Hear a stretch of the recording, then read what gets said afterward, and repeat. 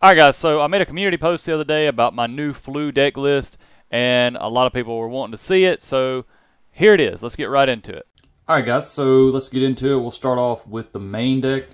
And definitely stick around for the extra deck. I'm telling you, I feel like my extra deck's a little spicier than most, and I know you don't go into the extra deck a lot with Flu, but if you've played Flu long enough, you'll realize that you do actually have to go in the extra deck to win games sometimes. Especially in like grindy matchups. So we're going to start off with our birds first. We're going to have 3 Robina, your searcher for any little bird, your Eaglin, searcher for any big bird, 2 Stree. A lot of lists still play 1 Stree, but I do not recommend it because, number one, it can actually start your plays right now. If you draw a map plus this, it's usually full combo. Now going first, maybe not, but sometimes you can get something in the grave to make it work. Our boss monster, Impen, one of the best boss monsters actually in the game, for you, not for your opponent. 3 map, the 4th map, dodge Imperm, dodge Valor. Ironically, that's usually what this card is used for, but it can also help you become a starter. Like, if you draw this, you can turn this into this, or this. This is basically a DD Crow from either graveyard, and this is going to recycle your stuff. I don't really want to get into like what every card does or anything, but I'll kind of, for those who never heard of Floowandereeze, then that way you know. Floowandereeze unexplored wins. This card allows you to tribute your opponent's card, and it gets you a mulligan, as they say. You can put 2 back, draw 2. Floowandereeze and the Dreaming Town. This is how you play on your opponent's turn most of the time. Basically, engine is Rise of the Mega Monarch and Miss Valley Avian. A lot of people are choosing to side this, but I think maining it is really the right move. If anything, side this one for when you know you're going like second or something. But both of them I think is fine in the main, and I wouldn't change that. So these are all the cards that are mandatory, in my opinion. I mean, I think the 2 Stree is always correct at this point, especially with Snake Eyes running around. You can just normal summon, then pop one of their, like they only got 2 bodies for Flame Birds in the graveyard. You can just snipe one of them, like the Oak or something, and it's kind of really good. Best card in the deck, Shifter. It's good. The deck can win without it, but man, it's sure a lot easier when you have it. 3 Thrust. That is one of those cards that's kind of optional, but all roads, you really need all roads to lead to Featherstorm in this deck, in the current meta. Like, if you build a full board against Snake Eyes, or you bail without Featherstorm, you can still win, but man, it's a lot easier. 3 Pot of Prosperity, you have to max out on pots in this deck, because we got to draw the cards. 3 Pot of Duality, got to draw the cards. This card, Swallows Cavalry, it's good in theory, but one issue it does have is it's not as good as Advent because it tributes the monster. So in that rare circumstance, they do go to grave. So you can't chain block with it sometimes. But it can get you started. It's better than nothing. Spell card Soul Exchange. This card lets you tribute your opponent's monsters. Yeah, 2 of them if you want to. It's really, really good, and it's actually very unexpected, and it's hard to stop. They pretty much have to have an Omni negate to stop it. Dark Ruler, no more. Playing 2 in the main, and then we're playing 2 of the literal most unfair card in the game. But luckily it's hard to make, so I mean, it's hard to play in every deck, so it's only really good in this deck and like random rogue strategies. But this just basically says, hey, turn skip. And y'all know I'm not really a fan of that. But I mean, if Konami lets it stay printed, I'm going to use it. Just like Shifter. Like, I'm okay if this card gets banned. I'm okay with any of these cards getting banned, like Shifter, Featherstorm. But as long as they're legal, you got to do what you got to do. I decided just to play Flu for fun the other day at locals, and I was able to win. And I just, I mean, I hate it, but it's the format right now. For our extra deck, this extra deck is going to be, I consider it kind of spicy. I mean, it's pretty interesting. Kikanashi Fucho.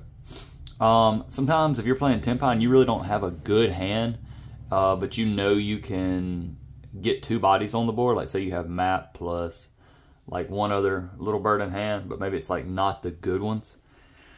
You can just normal summon 2 without using their effects, make this, and it's pretty good. Lionheart, this is a good card for like, after like, you know, turn 5 or something in a grindy match to just kind of help OTK your opponent. So, or it's sort of like Kikanashi Fucho, but basically they take the damage that you would have taken. So it's kind of a good time card, stuff like that. This card, number 13, Embodiment of Crime, is just a good card to kind of buy you a turn. Tantrum Toddler, this is like a DD Crow. Like, it's like a mandatory activated, no, it's not mandatory, but it's basically a DD Crow, like over and over and over, and it does cool stuff with material. It can make a big Zeus in grind games. Also, if you get enough material, like 4+, it can't be destroyed by card effects. So they have to kind of, it forces a battle phase basically. Lyralisk, most people know what that one does. It can just attack directly. Kind of a time card, kind of a just a way to survive Tenpai. But mostly it's just going to be used to make a fat Zeus. So Downard plus Zeus. In grind games, this can kind of solo games. Let me get done with the Xyz. And then Typhon, like sometimes, like, you know, they got like they just put up like one big body and you're like, okay, well, make Typhon, slap it off the field. Especially if it's like close to time or something. We all know time rules are so stupid right now, so you have to have some kind of cheesy way to win in time. Okay. For the links, we're going to go start off with Anima. These are going to be the ones you probably use the most. People play into that sometimes. Again, like this probably ends up being something you use like turn 3 when you already have Impen established. Almirage, Secure Garden, again, just another way to like maybe survive in time. You know, whatever. Yeah, I mean, the current format is just kind of rough with that, so you have to have ways to do that. SP Little Knight, you know, this card is getting reprinted, so that's good. I feel like every Floo player should put it in their deck at that point. It's still kind of expensive, and no, it's not going to come up often. Like, every now and then it will come up, though. So this is the Soldier of Chaos. If you make this with one of the big birds, then it actually gets the effect to where it can't be destroyed by card effects. Labyrinth, ironically, has a weird, it can be targeted or destroyed by card effects. So Labyrinth sometimes has a weird, I've actually had this win me a game against Labyrinth. I can't remember if I was playing Floo though. I think I was. I can't remember. Either way, this card's good. Also, it can help you link climb into Access Code Talker, which can come up. And then Underworld Goddess. This can definitely come up, especially in like a grindy game. But you can also just link climb. The issue with this card is it does require 4+ effect monsters, so that's the only downside of this card. You should probably maybe cut one of these and play Moon, so they don't make link climbing easier. But if you're link climbing with this deck, you're probably not in a great position, and it's usually just a cheesy way to win in time or something like that. And it's sometimes just unexpected. So now for the the side deck. The side deck, I feel like could have been changed. So we did 2 Defissure. I don't even think I sided that in once. Maybe I didn't see it if I did. Nether Dark Ruler, making going second a lot easier. Because we don't have to OTK our opponent. We can't. I mean, you're not going to be able to OTK and Floo. It's like so hard. Lightning Storm, Duster, you got to have some back row removal. And here is like our going first setup.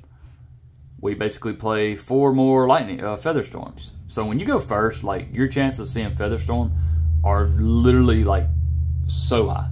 Like we have so many ways. We have 6 pots. We have 3 trap tricks, and then we play 3 of these. So there's like 12 different ways. Then we play thrust, so like 15 different ways to see it.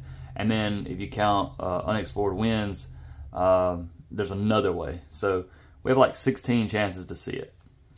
1 D barrier, typically you'll side this in too. Like this package against Tempai, these 5 cards, pretty much ensures you win the game, like if you see them. Then we got 2 evenly matched. Yeah, this card, you know, this plus this, this plus this usually is going to be enough for game. Because like I said, we're not really worried about trying to OTK. So we just want to establish control and set up our board. And then our last 3 cards, I literally hate this card so much. I just hate that this has to be part of the format. But it's Ghost Sister Spooky Dogwood. Yeah, I'm sorry. You know, this is just the way it is. I literally was at a regional yesterday, and my opponent had like 20,000 life points with like 1 minute to go. So not much you can do there. It's just such a stupid card. But I don't fault anybody for playing it because that's just the way things are right now. But yeah, that's the deck profile, guys. I appreciate you watching.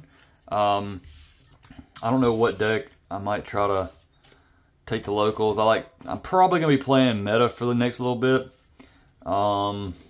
Just because I need to go ahead and get my invite out of the way this year, so I really need to be fine-tuning a meta deck.